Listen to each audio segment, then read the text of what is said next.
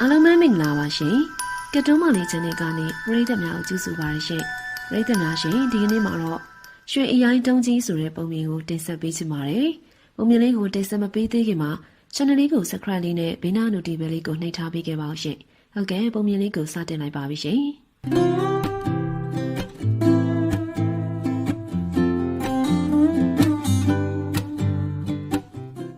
ဟိုးရှိတုန်းကပေါ့ကွယ်။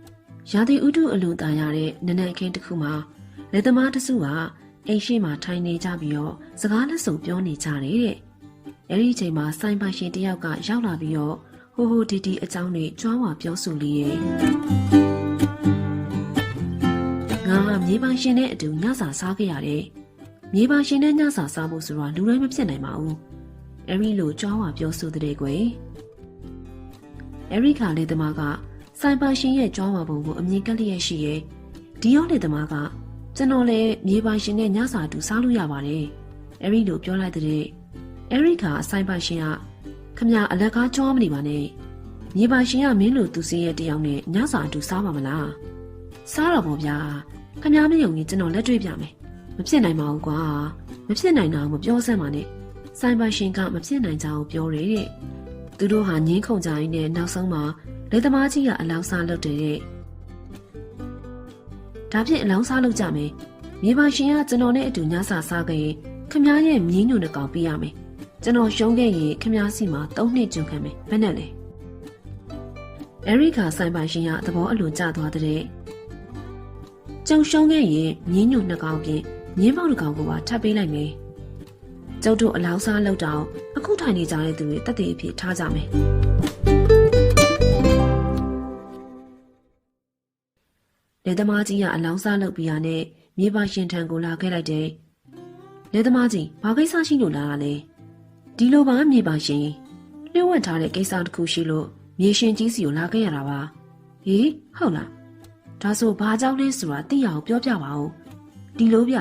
ကျွန်တော်ရဲ့အုတ်ထုတ်တလုံးစာရှိရဲ့ရွှေရိုင်းတုံးကဘယ်လောက်တန်မိုးရှိရဲဆိုတာသိချင်လို့ပါ။မြေရှင်ကြီးကစားရကန်ကြုံမုတ်စိတ်ပြားဆွဲတော့မယ်ဆိုတာသိပြီးတော့အိမ်စီတယောက်ကိုလှမ်းခေါ်လိုက်တဲ့အိမ်စီရောက်လာတဲ့အခါမြေရှင်ကြီးကသူ့အတွက်ညစာထမင်းအမြန်ခုထားလိုက်ပါပြီးရင်အိမ်ရလည်းငှက်ထားလိုက်မြေရှင်ကြီးကလက်သမားကြီးအတွက်ညစာထမင်းပွဲကိုပြင်ဆင်ခိုင်းလိုက်တော့တာပေါ့ကွယ်လက်သမားကြီးရဲ့အေးစစ်စစ်စကားပြောကြတာပေါ့ဒီမှာပဲညစာစားပြီးကိုယ့်အိမ်လိုသဘောထားနေပါဒီတော့လက်သမားကြီးနဲ့မြေရှင်ကြီးရဲ့အခက်မှုကိုမငြင်းဘဲနဲ့လက်ခံလိုက်တဲ့မြေရှင်ကြီးကတော့မမြင်ရသေးတဲ့ရွှေတုံးကြီးကိုလိုချင်ငန်းငန်းဖြစ်နေတော့တာပေါ့လေလက်သမားကြီးနဲ့မြေရှင်ကြီးတို့ကညစာအတူစားလိုက်ကြတယ်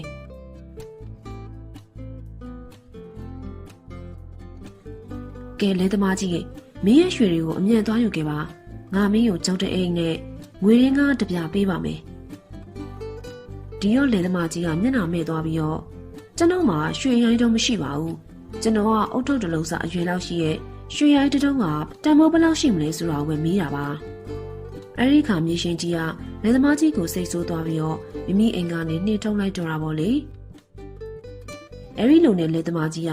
မြေရှင်ကြီးရဲ့ဂုံမြူးဧည့်သည်ဖြစ်ခဲ့တဲ့ပြင်မြေရှင်ကြီးနဲ့ညစာအတူစားခဲ့ရတာကြောင့်အလောင်းစားအောင်နိုင်သွားပြီးတော့စိုင်းပါရှင်ကြီးထံနေမြင်းညွန့်တစ်ကောင်နဲ့မြင်းသားပေါက်တစ်ကောင်ကိုရရှိခဲ့တော့တာပေါ့ကွယ်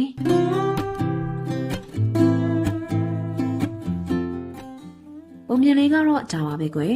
ဒီပုံမြင်လေးကိုနားဆင်ပြီးတော့မောင်လေးညီမလေးတို့တွေလည်းတပားသူအပေါ်အထင်မသေးကြအောင်နော်လူတိုင်းမှာအစွမ်းအစကိုစီရှိကြရဲဆိုတာကိုယုံကြည်ထားကြပြီးတော့မိမိရဲ့အရေးအချင်းမိမိရဲ့အစွမ်းအစတွေကိုလည်းသူ့နေရာနဲ့သူအသုံးချတတ်အောင်ကြိုးစားကြမယ်နော်ဒီနေ့ရဲ့ပုံမြင်လေးကိုနားဆင်ပေးကြလို့လည်းအားလုံးကိုကျေးဇူးတင်ပါတယ်